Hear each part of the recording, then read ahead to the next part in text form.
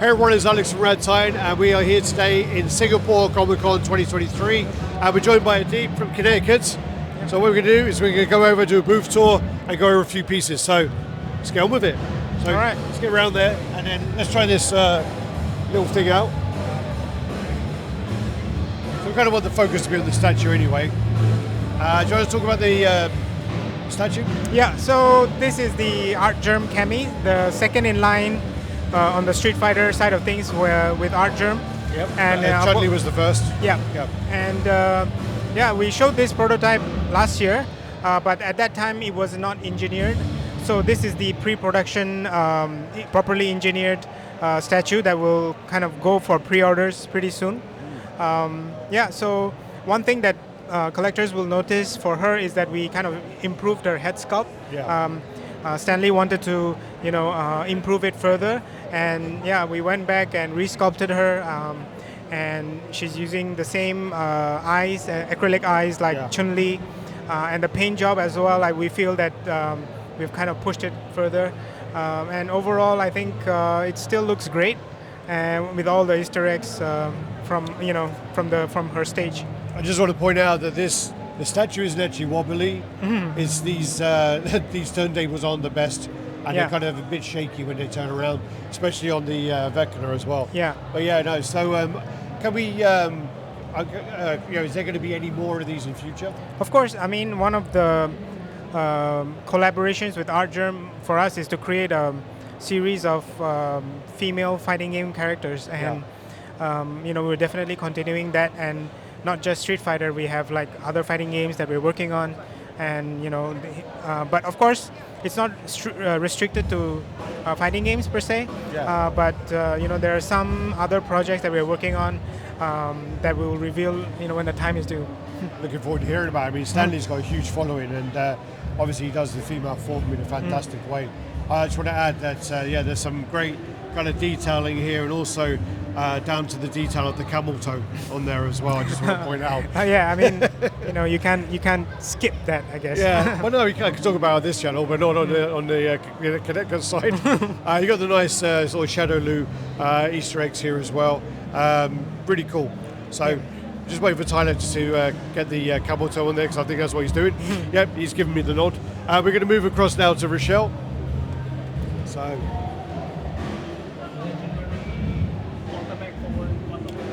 So now we've got the Rachel Alucard. Yeah.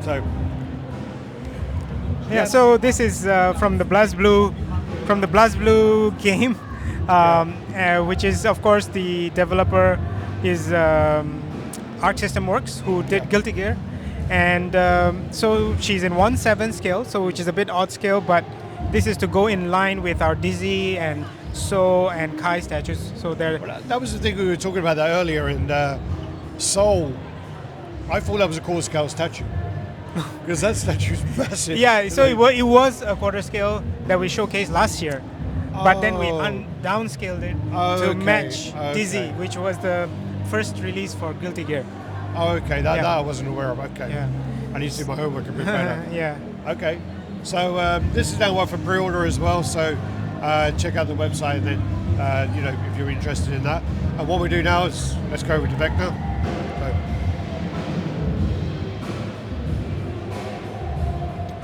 This is the Vecna for Stranger Things, and this is the first Stranger Things core scale license of any piece, and obviously the first Vecna as well. This is a collaboration with Franco Carlissimo, and very well known in the hobby. And as you can see, it's a heavy statue, and it is struggling a bit to turn. Yep. So yeah, but loads of Easter eggs on here. Sorry, I'm taking over there. Do you want to go? Yeah. So again.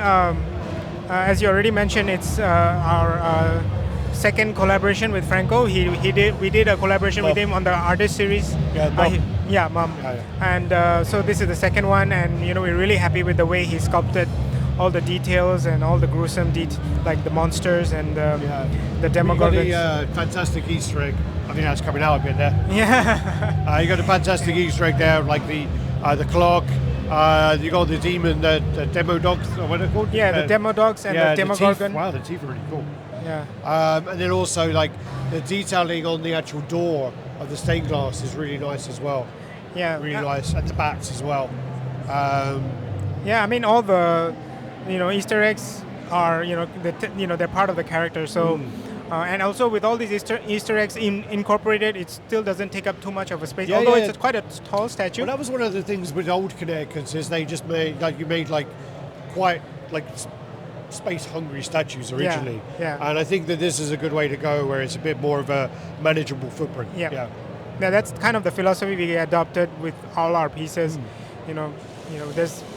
There's. I mean, we as collectors ourselves. Yeah.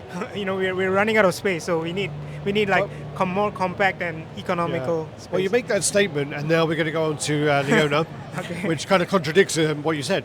Excuse me. Yeah, okay, so this is our next SNK character from the SNK game King of Fighters. Yeah. This scale, this work in progress prototype that you see here is slightly overscaled. So the final product will be slightly smaller because now the scale is about slightly above quarter scale. Like 4.5. Yeah, so we'll probably have to scale this down a bit for the final product. But again, this is a work. Be 3.5. Sorry. Yeah. Yeah. So we'll be 3.5. That's right. So again, you can see all the details in the base are all Easter eggs from the game and for the character, and of course this character also has a different version. So she will have a swap out bust. Yeah, we have the switch out here, but unfortunately it's not been painted up. Yeah. That's one of the things to point out here, that this has just been put together for the con. Yeah. So the character was painted up, but the actual base obviously hasn't been painted, and it will be. I actually do there's something where it does look pretty cool though, with the grey bases and the kind of contrast of the character. It's quite a cool look to that. I know it's not intentional, but but we do that on purpose as well, because with all our pieces, we do try to create a little bit of contrast between the character and the base. Yeah. Obviously, you just don't want it to blend in. Yeah. Okay, so Tyler, do you want to come round? Run. Come on. Let's go to Morrigan and Lilith. You go that side. Okay. Yeah. And then, so we've got Morrigan and Lilith.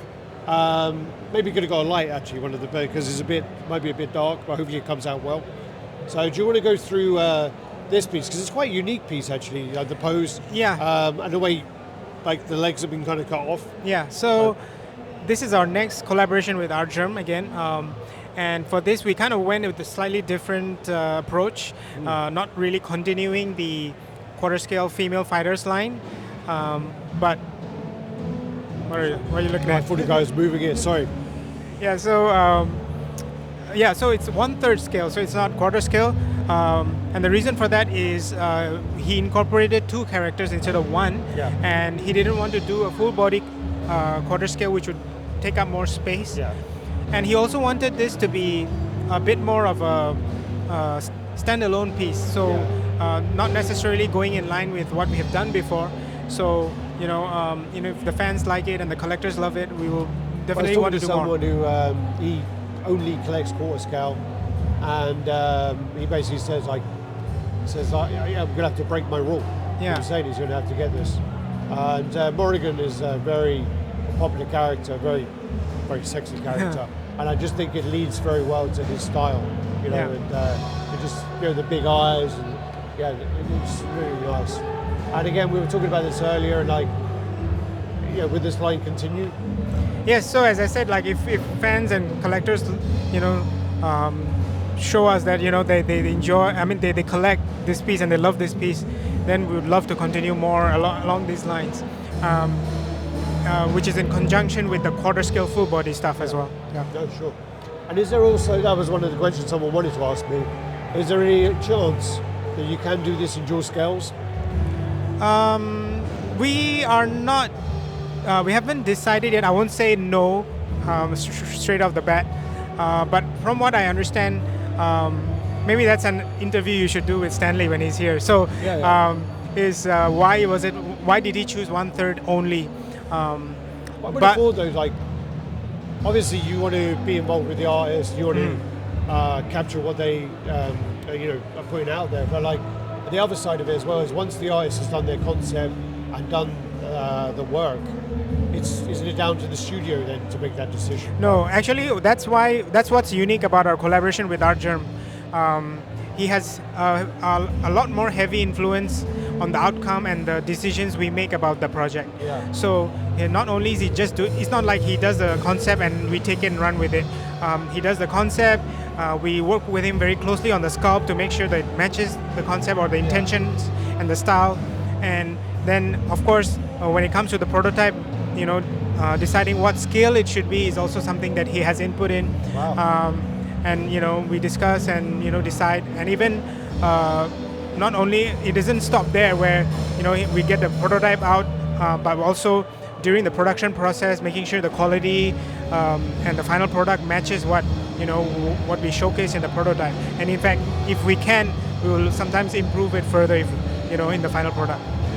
That's a really interesting relationship with the artist. I mean, a lot of the time they do their part and then it cuts off, and that's good that he's got that input and that kind of interest in the project. And this also, I think he has probably mentioned it in a previous interview where this is one of the reasons why he prefers and enjoys working with us and all these projects that we're working with. Yeah.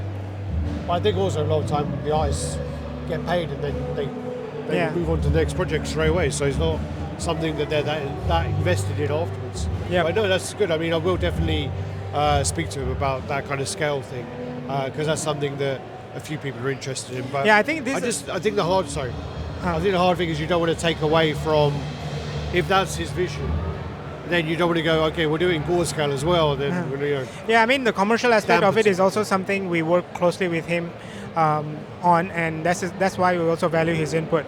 And at the same time, this is something we also take the approach with other artists as well. Not just because Artgerm is a very well-known artist, but also with other artists like RaddTitan that we are working with. And even the Leona piece is something which I forgot to mention. RaddTitan has a massive following. So and we've done his original character Nima recently, and we're also working with other licensed pieces with RaddTitan. And the Leona that you just saw is also a collaboration with another artist called Kendrick Lim, who is part of the Imaginary Friend Studios that Artgerm is part of. So okay. All right. Should we move on to the Invincible pieces? Because I'm looking at them and I got the swap out box here. So let's go over here. Let's start on. Let me come around here. We'll start on Invincible. So do you want to go through? Yeah. This is a huge license for you to pick up, and again, I mean, like, along with Stranger Things and obviously you had SNK and Marvel, SNK and Capcom before, and also the line here. So these are the kind of new ones. So the Stranger Things is a massive one. Invincible is another huge one. So do you want to talk through the Invincible piece? Yeah. So as you mentioned, like, this is our new announcement for SGCC, where we are kind of revealing for the first time the Invincible license that we have, and we are kind of proud to be the first one to be doing quarter scale statues based on this IP, and we ourselves are big fans of it. So to be able to work on this IP is really it's been really fun, and at the same time to be able to design it with the creators of the show. So as you can see, the two characters, the two main characters, and you have Omni-Man, like kind of like a visceral scene, the shocking scene from the first episode that that really shocked everyone. I don't think anyone saw that coming. I mean, unless you read the comic. No one would have seen that coming at all. And so we went through a lot of iterations and ideas which scene to capture. This kind of stood out, so we went with it. And you can see all the crazy details in it, and we spoke about this before, and I mean, like, one of the other kind of iconic scenes would be the train, or where Invincible's on the floor and he's like, think, and all that. So I mean, there's loads of scenes where you could have picked from there as well. But also looking around, I mean, there's like Easter eggs here. So you got the baseball mitt, the ball, and that's a nice touch in there as well. Show that. I'm just unwrapping these and trying not to don't break anything. Give me a second. So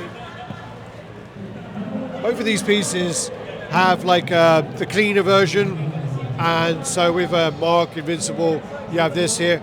Obviously we can take these out. I'm going to put the mic down while I do this, because I want two hands, and I can see Adeeb kind of jumping towards me there, because he knows what I'm like. So I'm putting this down, and you can talk now. Yeah. So for Invincible, you can see that Wow. we are. You need help with that? Wow, what have you done, man? You super screwed it on. No, it's magnet. Wow, that's a well-strong magnet. Yeah. Oh, that's the other hand. Yeah. So Invincible, has a switch out for the hands and the head. So again, we kind of designed each of the statue to be individually displayed, but have the options of switch outs as what Alex is trying to show. This is a really interesting key. Like check out the size of this key here. If I can get out. But like, Yeah, it's really on there.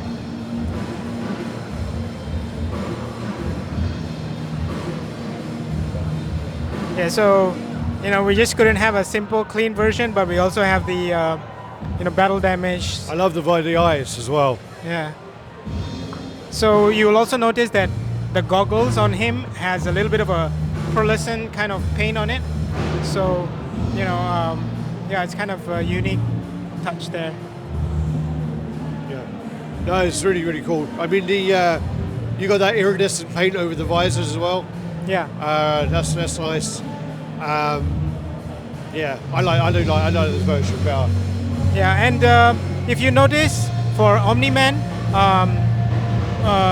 if you look closely, you can actually see a lot of the Easter eggs for each of the Guardians of the Globe. Yeah. So you have the obvious ones where you have Green Ghost and Darkwing and Immortal, Yeah. but you also have the, what's his name? Looks like the Martian Manhunter. yeah. So you have that, and then you might be wondering where's War Woman.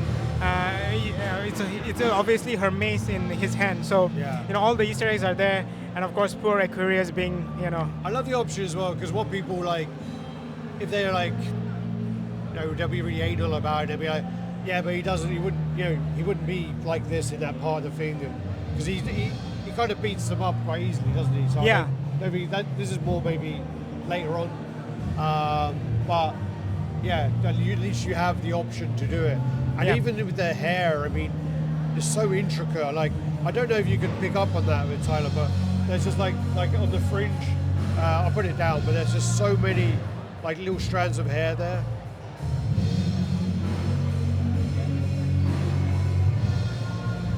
Yeah, like really intricate, like, and nice. So like the paint effect is really nice as well.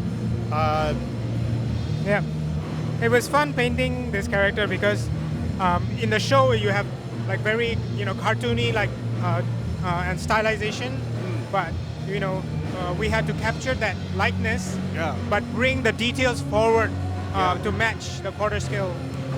Well, that's the thing is, I mean, like when you look at this again, from based on the artwork, there is still, especially with the Omni-Man, there's like a realism in there, and you've done a very good job capturing that. Really Yeah, good job. and then as I mentioned again, is we had to work very closely with the creators of the show, so we had to go through a lot of iterations until Yeah. they were happy with the likeness, because especially for Omni-Man, they wanted the likeness to be very accurate. Yeah. Yeah, so we had to go through like at least 3 rounds of revisions Wow. before we got what they were happy with. And also, you said because I made a remark about the read bar, because I'm not a fan of read bar. But you said the licensors requested that. Yeah. And also on the base of Mark's feet, Invisible's feet, Yeah. he doesn't have tread. Yeah. And on Omni-Man he does. Yeah. And I asked if that would be added, and you said that was actually part of the license. Yeah, so the licensors, the creators actually requested Mark not to have any treads under his shoes. Okay. And I think, I mean, who better knows the soul of the character's shoes than the creators themselves? Or the soul of the character. Exactly. All right, well, what we'll do is finish off there. And I mean, no, thanks for your time, and thanks again for Tyler to do that. I know he's got a bad shoulder and he's holding up the camera, so we're trying to make this drag on as long as possible to punish him. But yeah, do the usual, guys. Like, comment, subscribe, and share. Check out Kinetiquettes, and happy collecting. Bye bye.